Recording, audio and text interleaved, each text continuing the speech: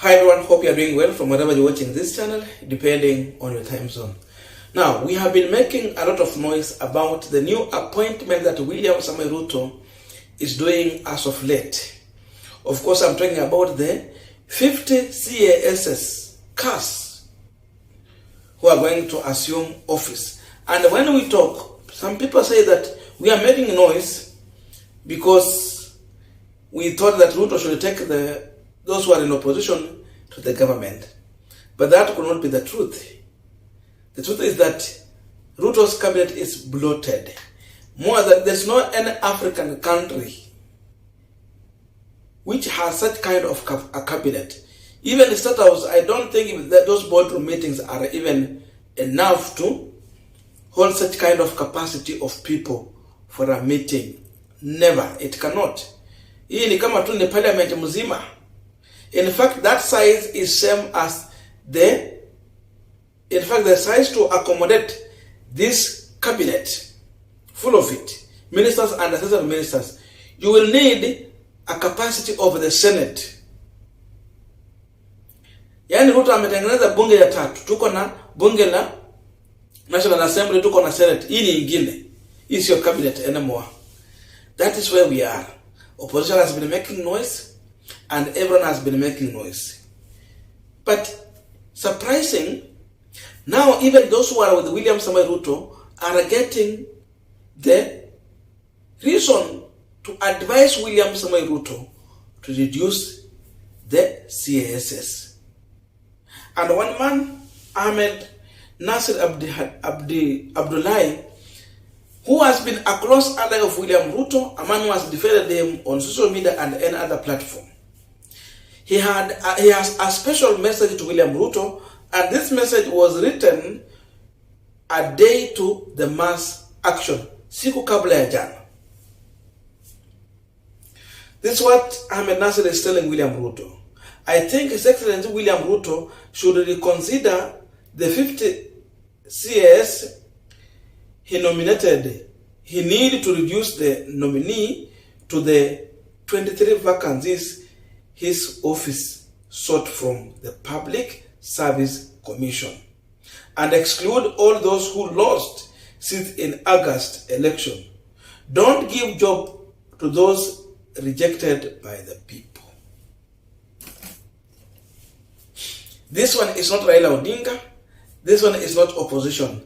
This is someone who has been kind of an insider of William Samoei Ruto, sending unsolicited advice to Ruto.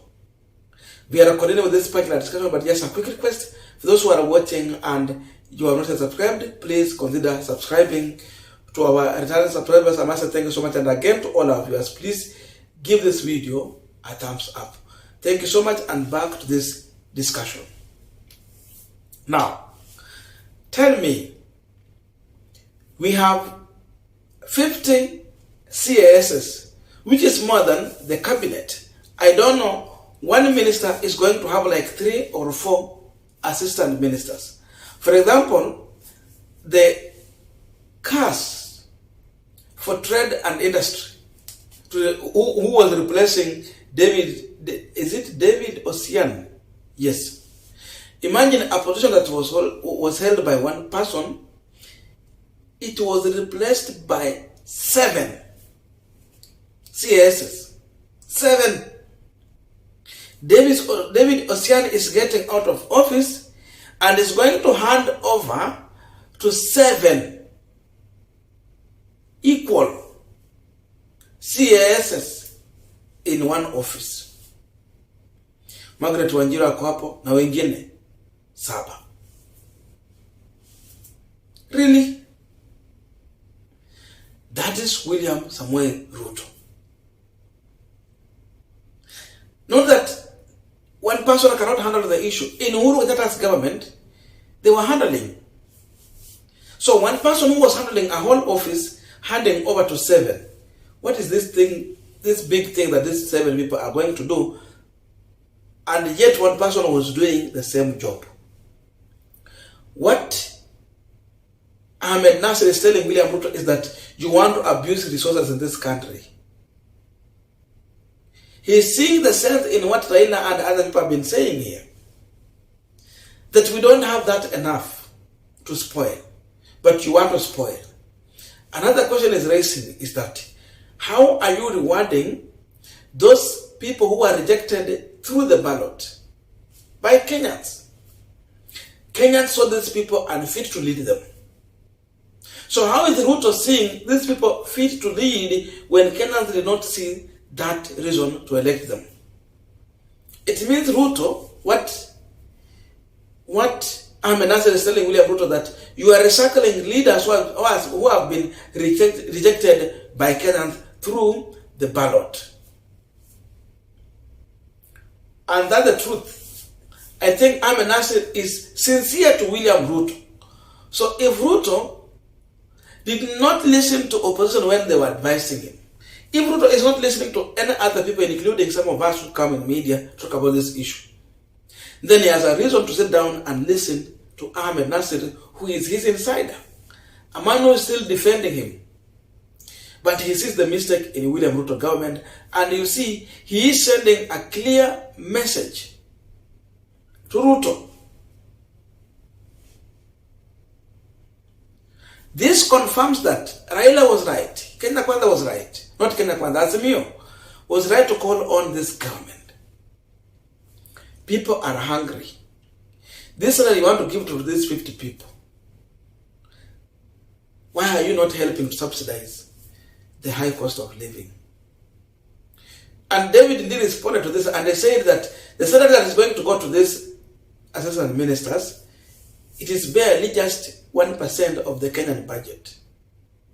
The question was, how much was the percentage of the subsidy in terms of percentage of Kenyan economy, what they're getting? That subsidy is just also 1% budget. So Ruto is removing the privilege that Kenyans were enjoying to reward his close allies. His focus is more on his close politicians who have been with him in trenches campaigning. So he cares more on politicians than what he cares about you, the simple mwananchi who voted. People he refer to as hustlers, people he refer to as boda, people he refers to as poor. So he is betraying mwananchi in the interest of safeguarding these fellow politicians. Mlisema tujenge uchumi ama tutafutia wakubwa vyeo, tujenge uchumi. Sasa Ruto anajenga uchumi. Anajenga uchumi kabisa na 50 CSS. Mlisema tukatae BBI ama tujenge uchumi, tujenge uchumi. Sasa Ruto amekataa BBI kabisa. BBI ilikuwa inakuja na 50 CSS, ndio hiyo sasa.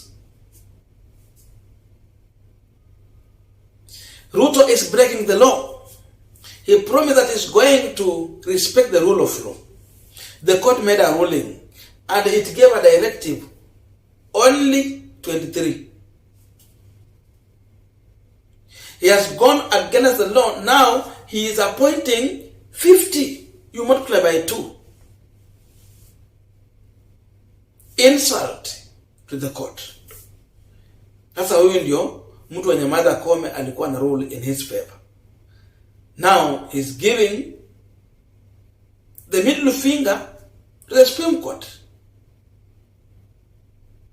He is showing the middle finger to Martha Koome.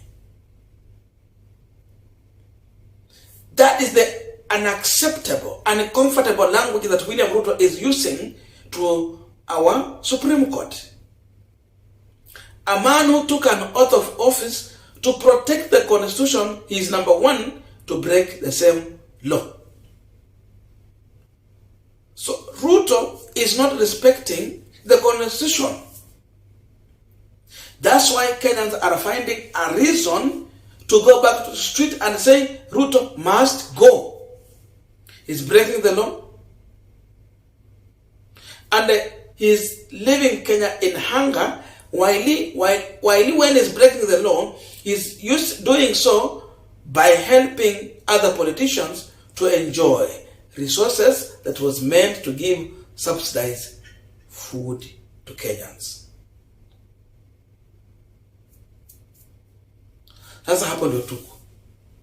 So AhmedNassir is telling William Ruto, it is not worthy.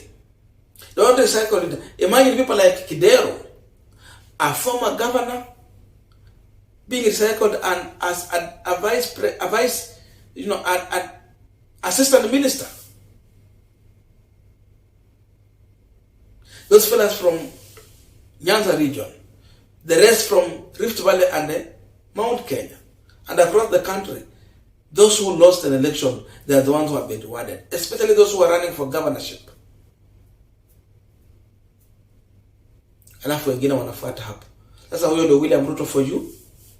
And that's a clear message to tell him, indeed, even those who are in government, they are disgruntled with his move. Does he even consult? So that the message from his own people telling him, right on the face, that you are doing wrong, change. Na maandamano iko hapo.